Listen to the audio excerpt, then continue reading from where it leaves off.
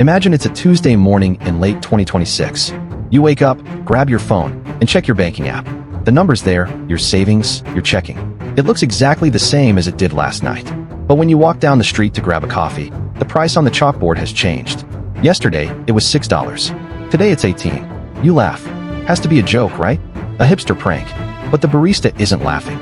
She looks tired. She tells you their supplier just updated the chaotic delivery fees an hour ago. You tap your card, declined. Not because you don't have the money, but because the bank has frozen withdrawals to prevent a panic.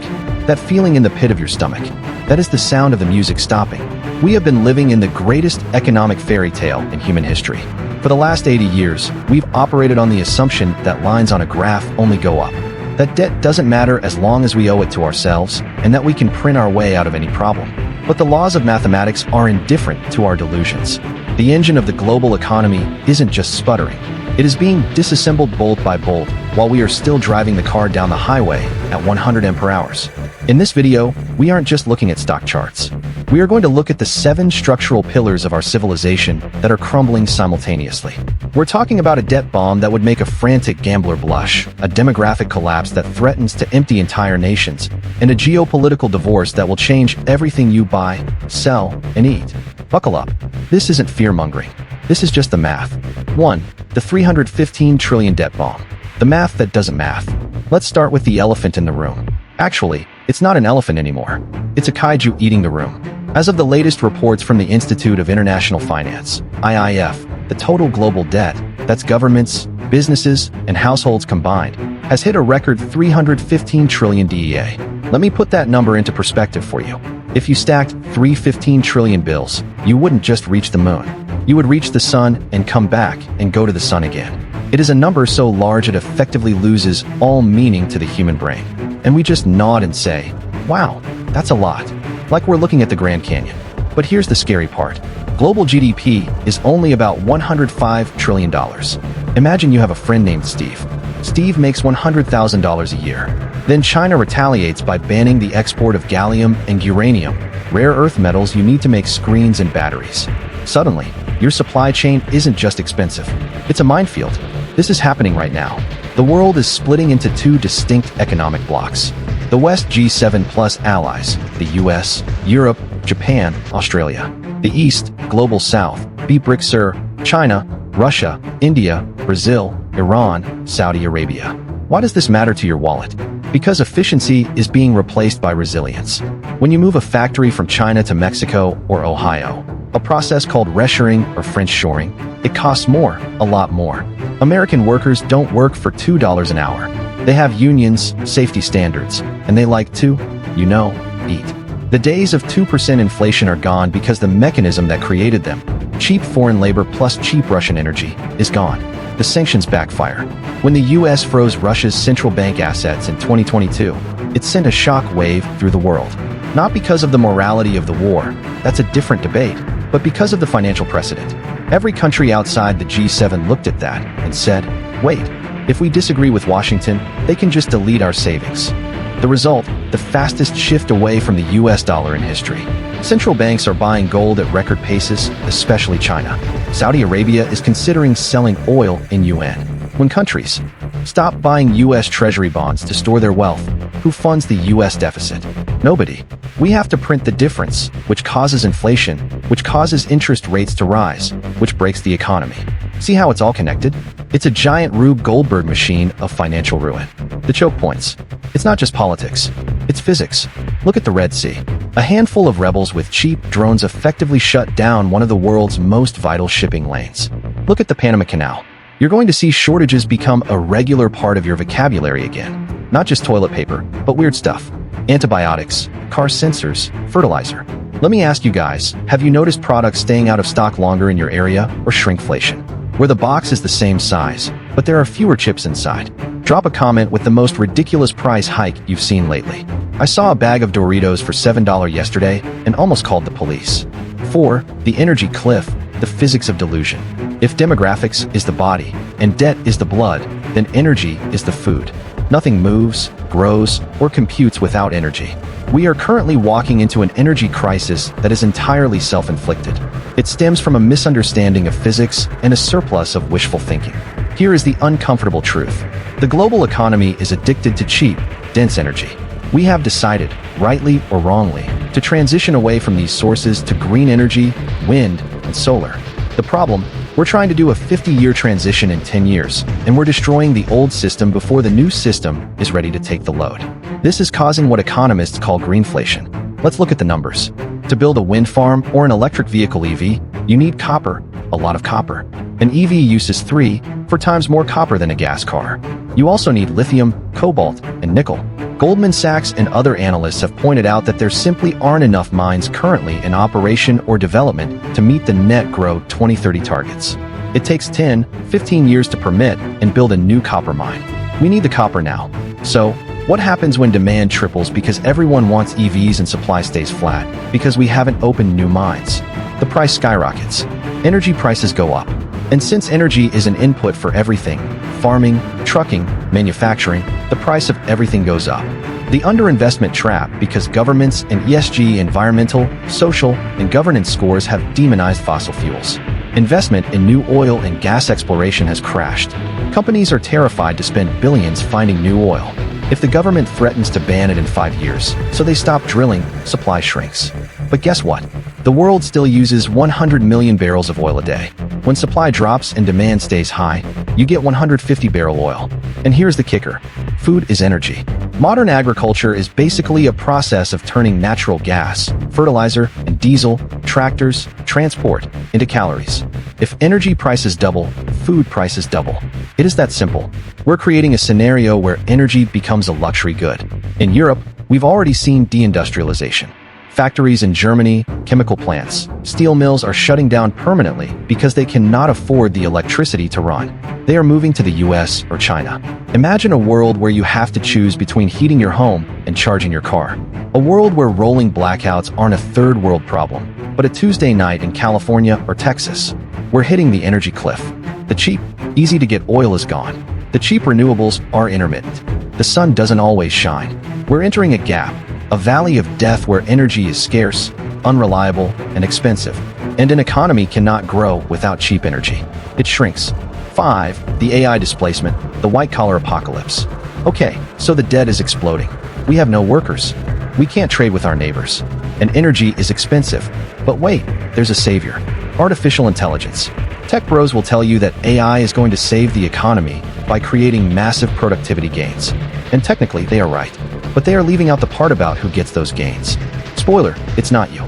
For the last 200 years, technology has generally helped the working class. A tractor helped a farmer do more work. A computer helped an accountant calculate faster.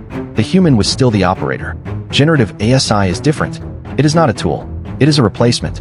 We are staring down the barrel of a white-collar apocalypse. We aren't talking about robots replacing truck drivers, though that's coming too. We are talking about the complete obsolescence of the junior employee. Think about it. Why would a company hire a junior copywriter, a junior coder, or a junior paralegal for $60K a year, plus benefits when ChatGPT 7 or whatever version we're on can do that job instantly for $20 a month? But humans need to check the work. You say sure. So, one senior editor checks the work of the AI. Instead of a team of 10 people, you now have a team of 1. The economic impact. Our entire economy is built on the middle class. People who sit in offices, send emails, make PowerPoints, and buy houses. If AI automates 30% of white-collar tasks, a conservative estimate by Goldman Sachs, that is 300 million jobs globally exposed to automation. What happens to consumer spending when 30% of the middle class loses their high-paying jobs and has to compete for service industry gigs? Wage compression. Everyone floods into the jobs AI can't do. Plumbers, nurses, electricians. Supply of labor goes up, wages go down. Tax revenue collapse. Income tax is the government's main piggy bank. If high earners are replaced by software, who pays the taxes to service the $315 trillion debt? See, it all circles back. Inequality on steroids. The owners of the AI, the shareholders, keep all the profit. The workers get $0. This is the ultimate deflationary force. Prices might come down because software is cheap, but it won't matter if you don't have a paycheck. We are racing toward a future where a small elite owns the robot's AI and a massive underclass survives on what? Universal Basic Income, UBI. And where does the money for UBI come from? The government, which is broke and can't borrow anymore. Do you see the trap? Fun fact, Did you know that during the Industrial Revolution, the Lighties weren't actually against technology? They were skilled artisans who realized the machines would produce lower quality goods and destroy their livelihood. They were right. Snorts, we are all lights now. We're handing the keys to the economy over to an intelligence we barely understand. Right at the moment, our social safety nets are breaking. 6. The everything bubble in the real estate trap. If you think 28 was bad, let me introduce you to its ugly older brother, the commercial real estate CRA crisis. Here's the situation. You know, all those gleaming skyscrapers in New York, San Francisco, and London, the ones that define the skyline, they're currently financial coffins. Due to the work-from-home revolution triggered by the pandemic and solidified by everyone realizing commuting sucks, office vacancy rates in major cities have hit record highs. In some places, vacancy is nearly 30%. Who cares, you might ask? Let the rich landlords suffer. If only it were that simple. See, those landlords didn't pay cash for those skyscrapers. They borrowed money, trillions of it. And who did they borrow it from? Small and regional banks. We are looking at a wall of maturities. About $1.5 trillion in commercial real estate loans are coming due in the next couple of years. These loans need to be refinanced. But here's the trap. 1. The building is empty, so it's making less money. 2. Interest rates are higher, so the new loan payments will be double or triple what they were before. 3. The building's value has crashed, so the bank can't even foreclose to make their money back. This is a solvency crisis. It's why we saw banks like Silicon Valley Bank and First Republic collapse. They are the tip of the iceberg. There are hundreds of zombie banks walking around right now technically insolvent, just waiting for the reality of these bad loans to hit their balance sheets. The residential nightmare. While office buildings are empty, houses are unobtainable. This is the K-shaped housing market. If you bought a house before 2022, you locked in a 3% mortgage. You're golden. You're never moving. If you're trying to buy now, you are looking at 7% or 8% rates on inflated prices. This has frozen the market. Nobody is selling because they don't want to lose their cheap mortgage rate. Nobody is buying because they can't afford the payments. We have created a feudal system where we have a landed gentry. People who bought pre-2022 and a permanent class of renters, everyone else. Historically, when a generation is locked out of property ownership, unable to build equity or have a stake in their community, social stability evaporates. You don't wash a rental car, and you don't fight for a society where you own nothing. The wealth effect. Most of the wealth in the global economy is just paper gains in real estate and stocks. It's the everything bubble. Central banks blew this bubble to make us feel rich. But if real estate corrects to match actual incomes, trillions of dollars of wealth vanish overnight. When your house creates more wealth in a year than your job does, your economy is broken. When that house stops gaining value, the illusion breaks. 7. The death of the social contract. This brings us to the final and most dangerous collapse. The collapse of trust.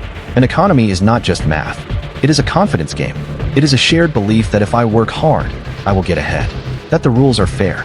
That the money in my pocket will buy bread tomorrow. When that belief dies, the economy doesn't just recede. It burns. We are witnessing the death of the social contract. Look at the statistics on trust. Trust in media all-time low. Trust in government all-time low. Trust in the financial system non-existent. Why? Because the public isn't stupid. They saw what happened over the last 15 years. They saw banks gamble away the economy and get bailed out. They saw billionaires double their wealth during the pandemic while small businesses were forced to close. They see inflation eating their grocery budget while politicians tell them the economy is stronger than ever. This disconnect between the economy, the stock market, and the economy or your life is fueling radicalization everywhere. Left, right, center, it doesn't matter. Everyone is angry. The polarization trap. In a collapsing economy, politics becomes a zero-sum game. For me to win, you have to lose. This leads to populism, protectionism, and eventually conflict. History teaches us a very dark lesson. Economic depressions lead to political extremism. The 1920s hyperinflation in Germany gave us the 1930s rise of fascism. The 2008 crash gave us the Occupy movement and the Tea Party, which morphed into the polarized chaos we have today. As resources get scarcer due to debt, demographics, and deglobalization, the fight over those resources gets nastier. We are entering a period of resource nationalism and internal conflict. The global economy requires cooperation to function. We are moving into an era of confrontation. Final thoughts, what now? So, the debt is unpayable. The population is shrinking. The supply chains are breaking. The robots are taking the jobs. The planet is running out of cheap energy. And nobody trusts anyone. I know it's a lot. If you feel overwhelmed, That is a perfectly rational response to irrational times. But I didn't make this video to tell you to dig a bunker and give up. I made it to tell you that the normally bias is your enemy. The world of 1990-2020 is gone. It is not coming back. We are entering a transition period, a historical winter. But humanity has survived winters before. The economy is collapsing. Yes, but collapsing is just another word for correcting. The system we built was unsustainable. It needs to break so something real can take its place. So what do? 1. Get out of debt. If the system breaks, you don't want to be the one owing it money. 2. Build real skills. In a world of AI, be the person who can fix things, build things, or heal things.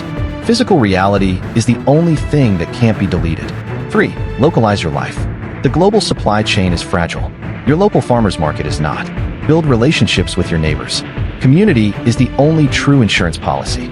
4. Reject the FOMO. Stop trying to keep up with a lifestyle that was built on cheap credit and cheap energy. Simplify. The global economy is a Titanic. It has hit the iceberg. The band is still playing, and the captain is still yelling that the ship is unsinkable. You don't have to go down with the ship. You just have to find a lifeboat. The years ahead are going to be chaotic, volatile, and difficult, but they are also going to be real. The fairy tale is over. Welcome to the real world.